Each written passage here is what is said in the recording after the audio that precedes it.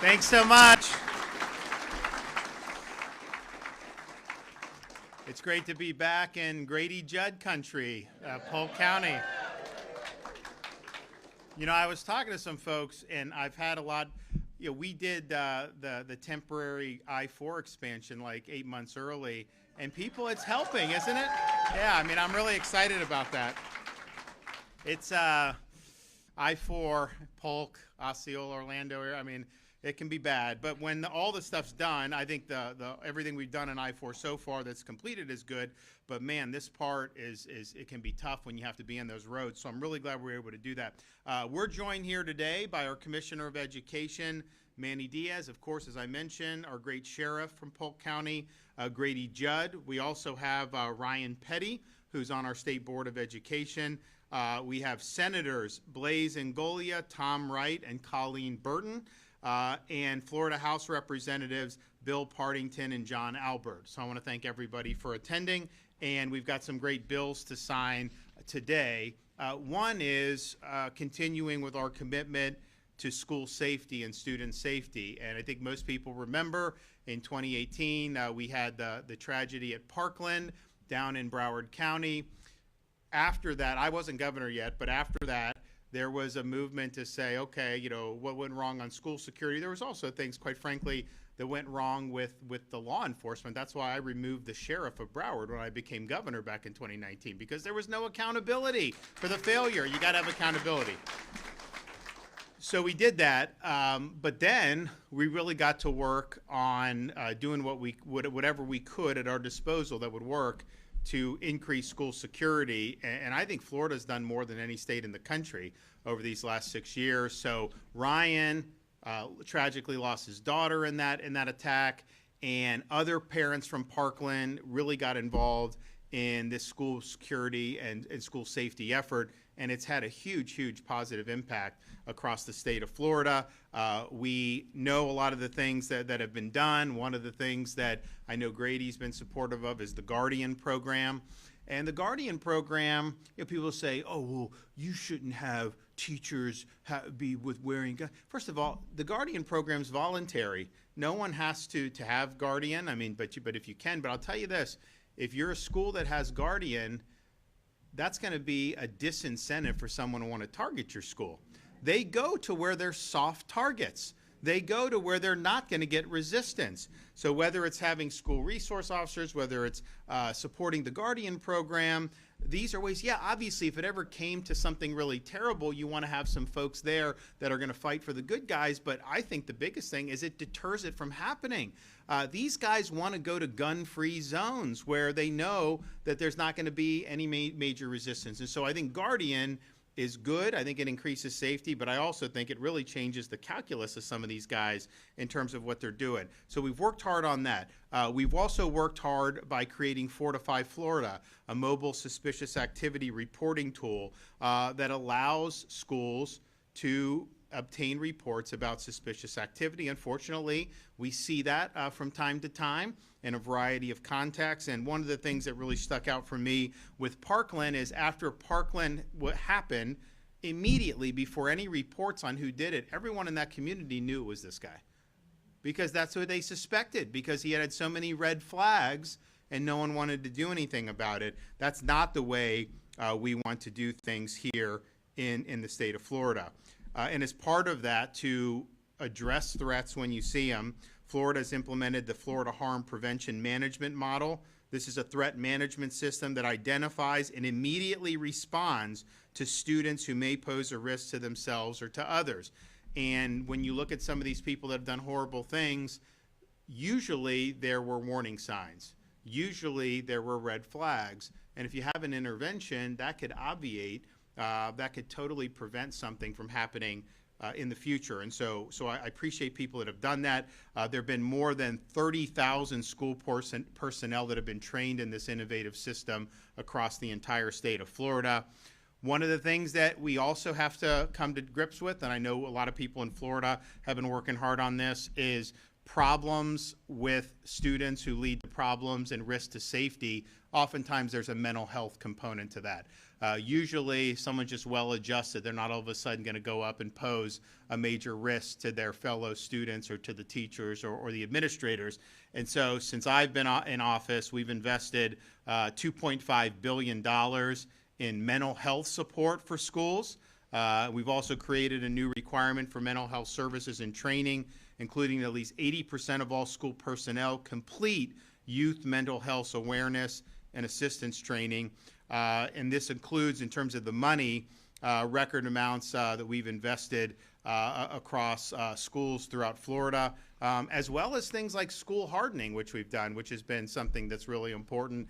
It goes to making these things uninviting targets. So there's been a whole host of things that we've done through the years. I think the legislature's been very generous in providing support for the school districts in this. And so that kind of brings us here today for this first bill, which is on school safety. This bill expands upon the Guardian program to authorize child care facilities to utilize guardians, just like our public schools and private schools do.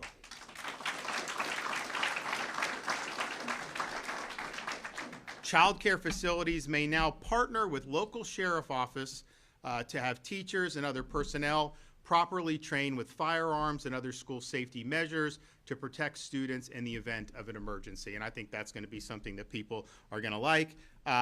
We had previously, in prior legislation, did legislation that had all doors and gates in a school needed to be locked at all times. And while that was well intended, schools pointed out, hey, there may be some problems about moving around. Can you do? So I think what the legislature did is they tweaked this.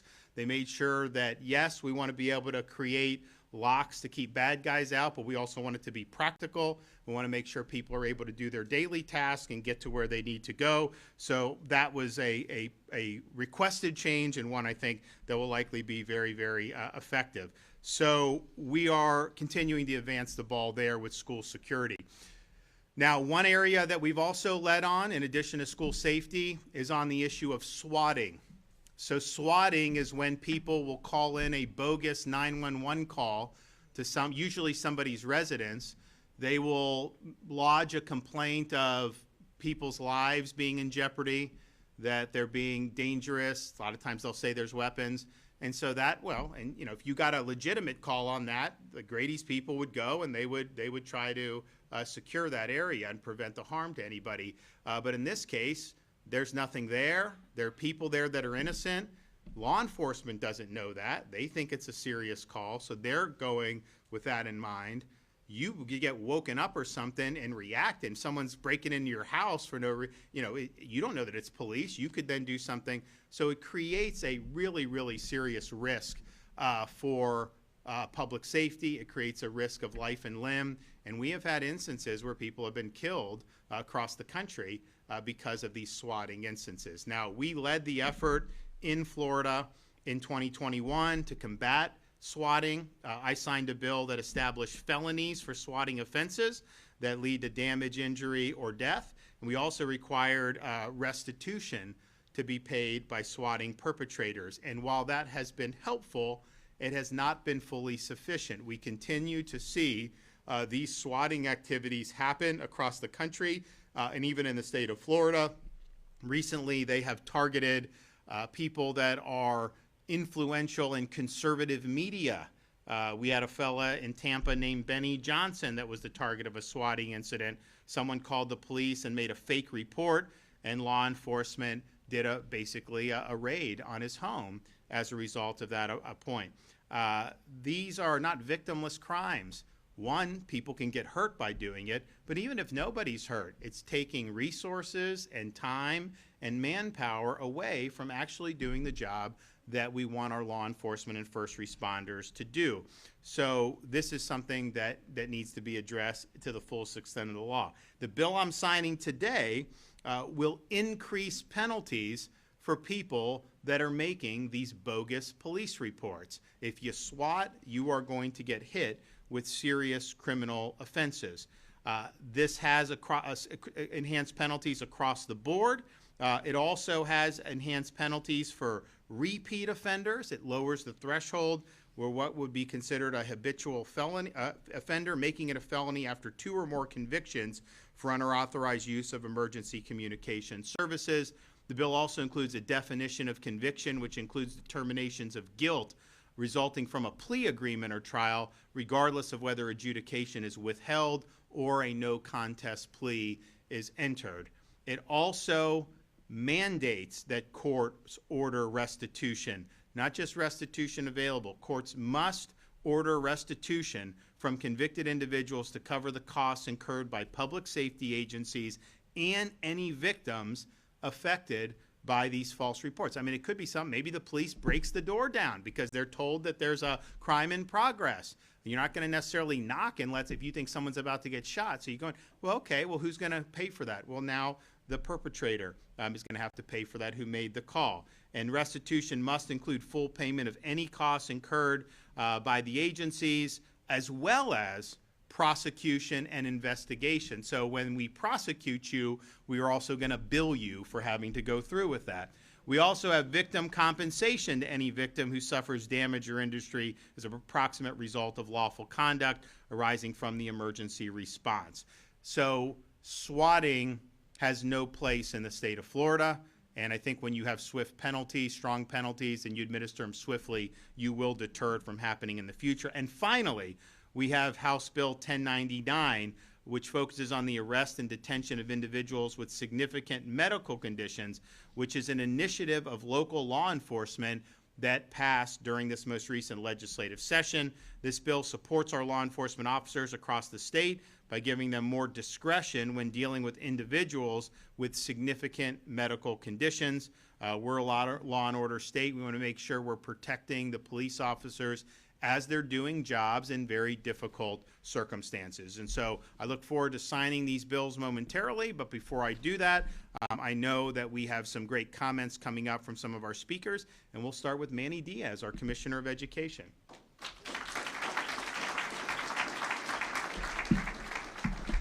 Thank you, Governor, and it's great to be here in Polk County today.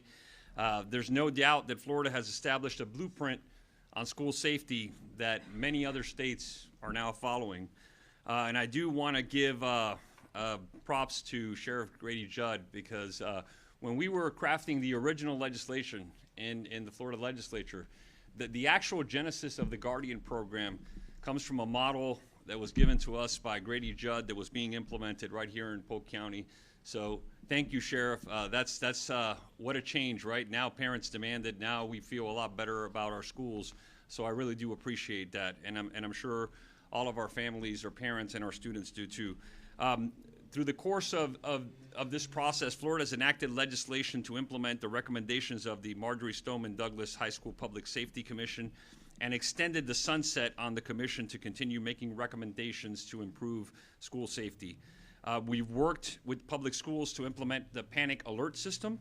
We've required all safe school officers to complete crisis intervention training and establish our anonymous reporting tool, which is called Fortify Florida. And it's required the districts provide students and parents with training how to use that application. Required the district certify that at least 80% of the school personnel have received mandatory youth mental health awareness training. This goes back to what the governor was mentioning. A lot of or most of these problems have a mental health component. And the best way to deal with any of these issues is to deal with them early and to cut it off before it becomes a crisis. We've promoted firearm detection canines in Florida schools and invested record amount in school hardening and mental health, as the governor has mentioned. My team and I have met with people from across the country to show how Florida has addressed school safety. And I always caution, I always say, no matter how good we feel about what we're doing here in Florida, this work is never done, because you're never at 100% and it keeps evolving. And that's why I'm thankful for the legislature passing this bill and for the governor signing it here today, because we continue to evolve and learn and get feedback from the practitioners in the field. And unfortunately, we learn from other incidents that occur across the country. I'm proud that this year we hosted our first national summit on school safety, in which we had 20 states from across the United States come to Florida, in Orlando, Florida, to learn about the Florida blueprint and the things that we have done here in Florida. I also I want to thank Ryan Petty, who's also a member of our state board, for helping us with that. He's really dug into school safety, and he's well respected across the country in this field.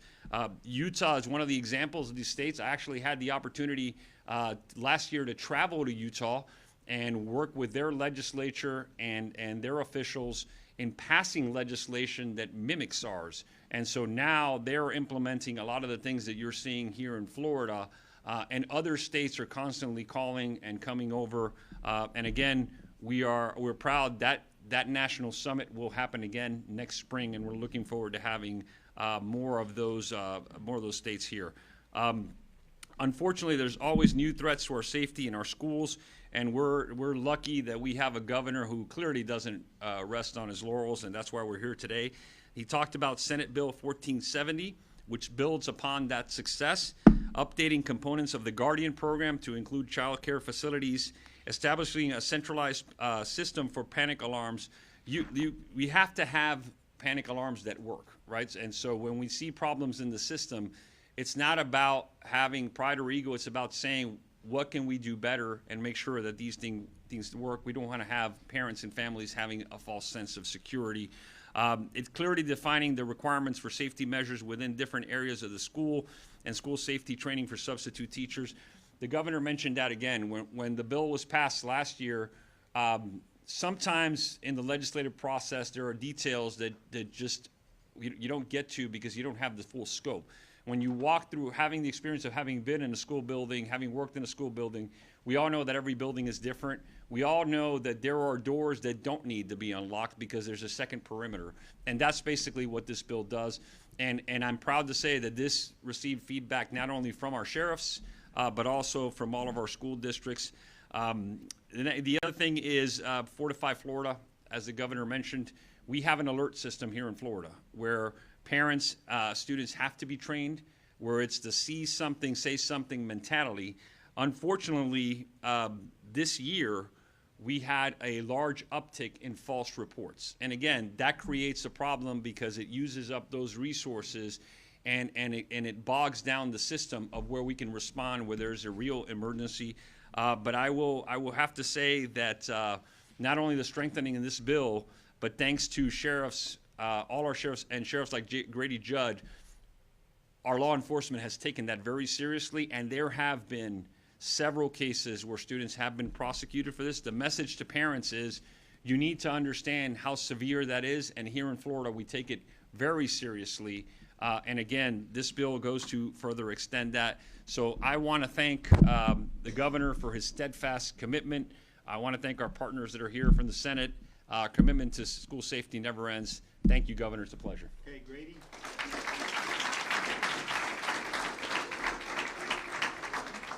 Thank you very much, Governor. It's my honor to be with you today. And you know, when you speak of leadership, when you speak of someone who moves the state forward, you always think of Governor DeSantis.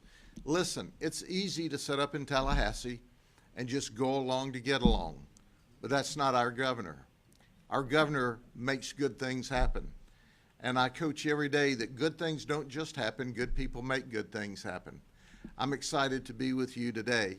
I'm excited that the legislature passed this legislation dealing with swatting and calls. Now, I've got to show you. The governor would be disappointed if I didn't have a sign, okay? Now, I want to introduce you to some of Polk County's finest, okay? These all have visited the county jail, and they did it because of their rank stupidity, all right? So, Matthew Johnson, you know why he dialed 911? Because he said, no, I don't have an emergency, but I'm hungry. Well, listen, we are not Uber Eats, but we are jail eats, right? So we took him to the county jail and fed him and charged him criminally for abusing the system. I want to highlight just a moment. When you dial 911 with a false call, with a swatting call, you're not only taking up the resources and a phone line for somebody who has a real emergency, but you have deputies and police officers and fire and EMS rushing to you thinking you need help. And at that moment in time, for those moments in time, those units aren't available to save your life, to save someone else's life. That's why we've got a visionary with our governor that says, hey, we've got to do things differently. We've got to make things better. You know, the governor's told me, you know, Grady, we're either moving forward or we're moving backward. You can't rest in neutral. That doesn't happen. But how about this lady? She says, oh, dials 911. She says, I'm armed with a knife. We've got a home invasion. And she said, oh, just kidding. I made it all up. I just made it all up. Or how about Twanda Neal here? We stopped her. She had a warrant for child neglect with great bodily harm.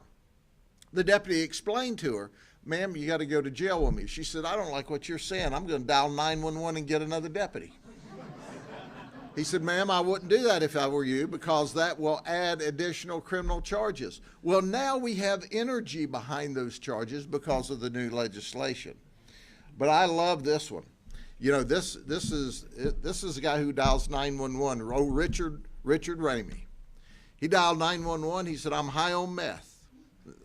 Dispatcher said, yes. And he said, I shot him. We responded, thinking we were going to a life-saving event to arrest a person armed that had just shot someone. Turns out he was telling us the truth. Oh, he was high on meth.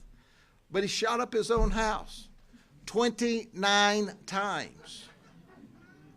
Now, if you're in the roofing business, you probably like that. But the rest of us didn't.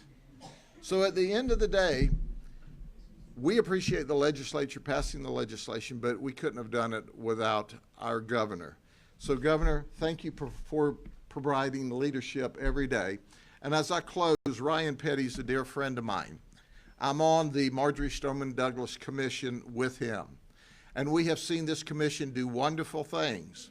It was an honor that they used our Sentinel program and transposed that into the Guardian program across the state of Florida. And Governor, thank you for giving me that credit for that. But some of my SWAT team and my folks out here were the ones that crafted that plan for us. You see, our goal every day is to keep you safe, to make Florida the best state in the union to live in, where you can thrive and prosper, where your children can play outside. That's why our crime's at a 53-year low. But it's at a 53-year low because of Governor Ron DeSantis and his proactive measures to keep every Floridian and every visitor safe in the state of Florida. God bless you. Thank you.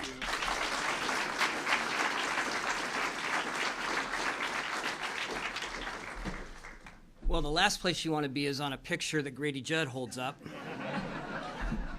The second to last place is to have to try to follow him. So, but that's my job today. Good afternoon, Governor. Thank you for the invitation to be here today. Commissioner Diaz, appreciated your words here. Members of the legislature and my dear friend, Sheriff Judd, thank you. Look, Governor DeSantis has once again demonstrated what strong, principled leadership looks like when it comes to protecting Florida schools. With each new piece of school safety legislation, and this is number 7 since Parkland. There's been a new piece of school safety legislation every year. Florida is sending a clear and uncompromising message. School safety is not optional. It is a priority, a responsibility, and a shared duty at every level of government. I want to thank the legislature who passed this year's bill, as I think the last several, unanimously. This is not a partisan issue. This is an issue that transcends party, and it's about protecting our kids. So thank you to the legislature for doing that. You know, I was recently up in Wisconsin speaking at a school board training, and I got asked a couple of questions constantly. The first one was, hey, what do you think about Wisconsin? Do you like it? Of course, I said, yes, Wisconsin is absolutely beautiful, and I thanked them for their warm welcome, and I thanked them for their warm weather, and they said, yeah, isn't it unseasonably warm here? And I said, it must be, but you know what? We call that February in Florida. So, the second question I got asked was about our Guardian program. What can we do to implement the Guardian program in our state? And I talked about it takes leadership. It takes leadership from The legislature takes leadership like with our governor. So you've got to start there. And I'm grateful that this legislation strengthens that Guardian program and enhances the campus security measures that are already in place. And it's because of the governor's unwavering commitment to action over rhetoric. We could talk about school safety, or we could do something about it. Under his leadership, sheriffs, school boards, and principals across the state understand that safety is not a political issue, it's a moral imperative, and they've all found a way to work together. Beyond physical security, I'll just mention this, the governor has prioritized restoring order and education and academics to our schools. For too long, we've had federal policies that have pushed leniency over accountability, creating unsafe learning environments, and Florida took a different path a couple of years ago, one that was rooted in common sense and with reforms like the Parental Bill of Rights that empower parents and protect the right of every student to learn in a safe, focused environment. Florida is leading the way. Commissioner Diaz talked about the Florida's first National Summit on School Safety. We had, as he mentioned, 20 states from across the United States come to learn what we're doing in Florida. They all marveled, without exception, at how do you guys get all this done? Well, it's leadership. Sheriff, I want to thank you personally for your unwavering voice on common sense safety reforms, and I want to thank our chair, Sheriff Galtieri, who has been, I don't know how many hours he's put in on school safety and how much work he's done, but he's been a voice for change that has been nothing short of marvelous. And Commissioner, I want to thank you for your unwavering commitment. As you came over from the legislature to be the commissioner, it's been an honor to work side by side with you to make sure we implement these laws that the legislature passed and the governor signs with fidelity. And last and certainly not least, I want to thank the Office of Safe Schools. These are the folks that aren't here today, but do the hard work and heavy lifting of training those 30,000 Florida educators on school safety. They're the ones that are checking in to make sure our schools have everything they need to be safe, and our school administrators know what needs to be done. Without their work, I don't know where we would be, and I want to thank that office from the bottom of my heart. Governor, this legislation and the movement behind it is proof of what's possible when state and local leaders work together with courage and conviction. And it's because we have a governor that leads from the front. Thank you. Thank you.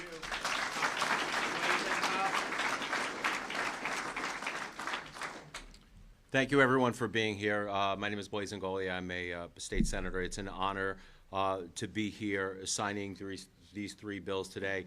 I want to thank Commissioner Diaz, Ryan Petty, Sheriff, for all your leadership in making sure that we're keeping our schools and our community safe. And Governor, I want to thank you for your continued leadership in what you're doing. I will tell you that the legislature, this governor, never rests. Every legislative session, every year that passes, we are constantly asking ourselves, what can we do better? And let's not ask ourselves that question. Let's identify it and let's put it in paper and pass it into law.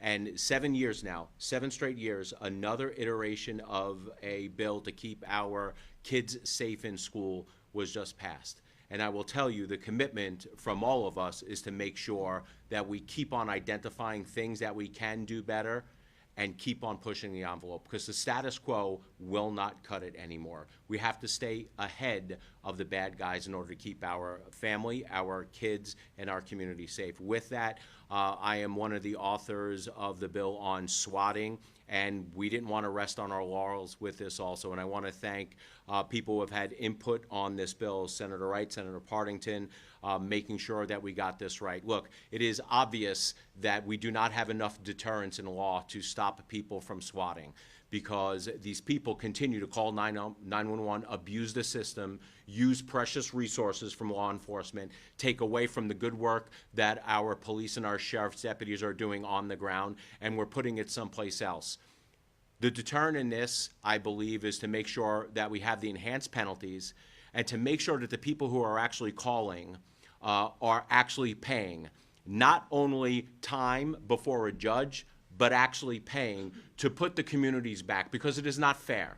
If you have somebody who is sitting there, and all of a sudden, let's say that their house winds up getting shot up, or their door, or their windows getting busted in, and then, you know, the person winds up with a misdemeanor, and then somebody's lived there literally have to pay for the freight of the damage that has been done to their house. This bill allows restitution, mandatory restitution, that the perpetrator pay to make sure that they put everything back together. So with that, I want to thank you for your leadership. I want to thank you for the legislators who helped get this passed. Thank you for everything that you do, Sheriff. Thank you.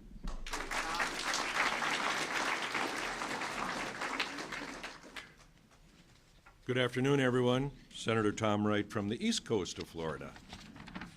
And I want to thank you, Governor DeSantis, for supporting this and share my concerns with all of you folks today on responding to a false emergency. As a much younger man, I was a paramedic and drove ambulances with lights and sirens on in heavy traffic. I know what it's like to try and thread that 9,000-pound vehicle through heavy traffic.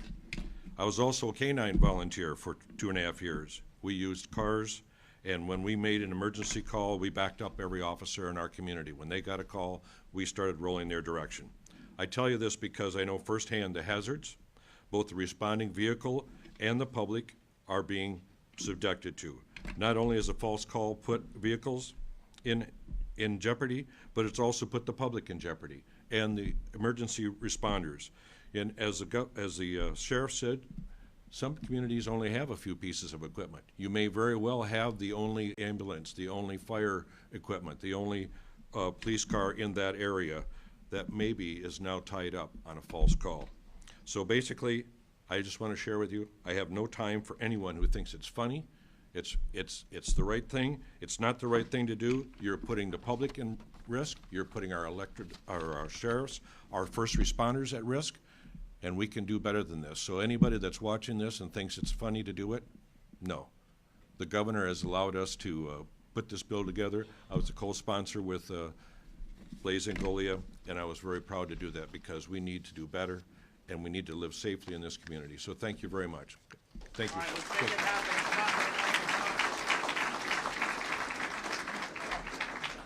All right. So, let's see. All right. First one is the swatting bill. I think it's the 21st, right? Yes. All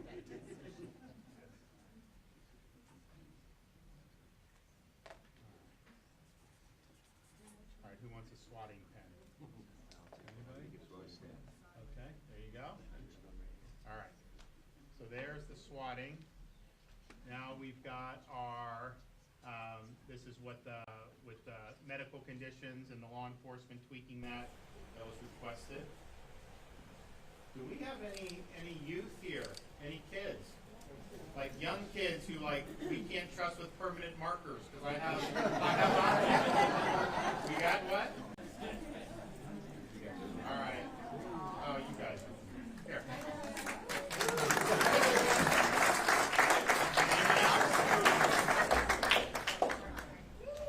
All right. So we've got that one. Now we've got the school safety.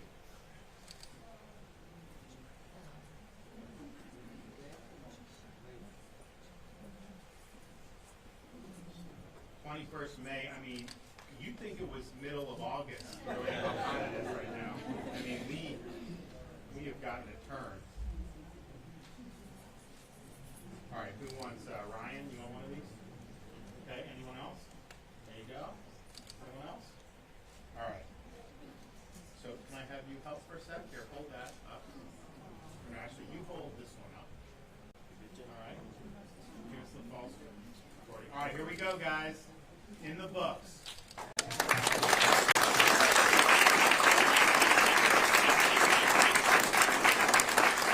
job, everybody. Thank you so much. Okay. All right, thank you. Well, good work. We've got some more stuff that's pending on my desk. I think there's some other stuff that is good, and we have some other stuff coming down the pike. And maybe even one day the legislature will produce a budget. We'll see. Hope springs eternal. Okay, any questions back there? Governor, now that there's an investigation into Hope, Florida, I'm just wondering whether your office is going to be providing Just understand understand what's going on here, because I think you guys kind of twist and try to create narratives. You had one state representative with a political agenda, and he has a political agenda to try to smear Hope, Florida, to try to smear people associated with the administration. Even my wife, who's done a great job for this state, by the way, not just on Hope, Florida. Not just on Hope, Florida, saving taxpayers $100 million, getting 30,000 people off means-tested welfare. Show me someone else in this country that has been able to do that. Not just that, the Cancer Initiative and the Collaborative and the Innovation Fund. She obviously has experience with that. Also, she led the effort on school mental health. She worked with people like Ryan Petty on all this. You know how much she's ever gotten from anything she's ever done? Not one red cent. Not one. She has led an initiative to help people, and you have one jackass in the legislature, I'm sorry, it's true, who's trying to smear her, smear good people. And just understand what happened. He took documents and he dropped them in a prosecutor's office.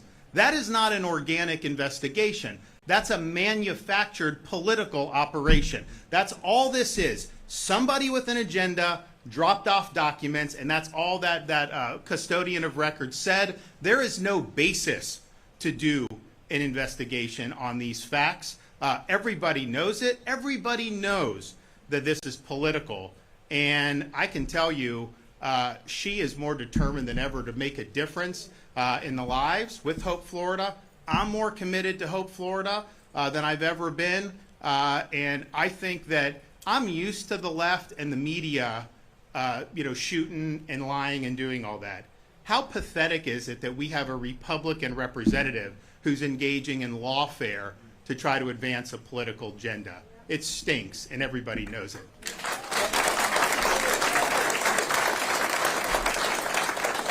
Hope County Education Association says that the best way to protect schools and to keep students safe is to fully fund education and fully fund private or public school education. So they want to know, how are you going to keep schools safe by addressing the critical staffing shortages in public schools? Because, for instance, in Polk County, they say in the spring they had 700 substitutes, which is about 10% of the teaching force, which they say is unacceptable. So what are you going to do about that? Well, one, I've already provided record funding for education for K-12 in budgets that I've signed since I've been governor. That's just a fact. Another fact is, because I've worked with the legislature over the years, we've delivered billions of dollars in teacher salary increases. So we send money to the school districts. They also have money. They ultimately decide what they want to do with it. But what we said is, no, we're going to put strings attached to part of this money. You get it, but you got to spend it to raise teacher pay. And so we did last year $1.25 billion. This year in the Senate side, and I don't know what the House can do. Hopefully they'll accept it. In my budget, in the Senate budget, we went to $1.5 billion that can only be used for teacher salaries. Because with all due respect to some of these school unions, what we saw with our teacher categorical in the past is some of the school districts would not give the teachers the salary increases. They would withhold that as a bargaining chip to try to advance other things that the union wanted to do. Isn't your job to get your members more pay? Although since we did paycheck protection, a lot of teachers aren't joining these unions because they understand too many of them have gone partisan left, and that's wrong.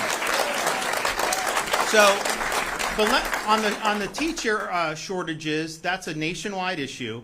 A couple years ago, it's like people always wanted to go out to Florida, so that Florida has this many, and we looked and we're like, okay, well that was below the national average, but we've done things to advance the ball even more. For example, we have different pathways for certification for veterans, which I think is really important. And we had somebody that said in one of the school unions, oh, someone serves in Afghanistan, what does that have to do with the classroom? I actually think it could do a lot in the classroom. I actually think that life experience can be invaluable. I think veterans can be role models for young kids. And so we've worked very hard on that.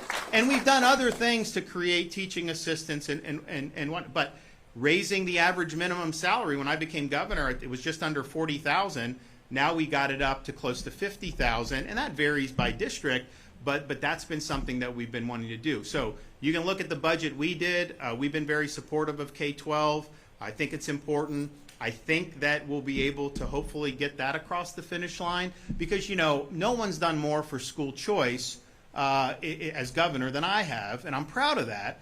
And I think parents, regardless of income, should be able to pick the best school. And that may be their local public school. Like I grew up in Dunedin, Florida. I went to Dunedin High School. Like, fine.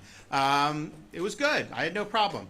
But other people may not want to do that. Maybe they go to a different school in the school district. Maybe they go to charter school. Maybe they go to private school.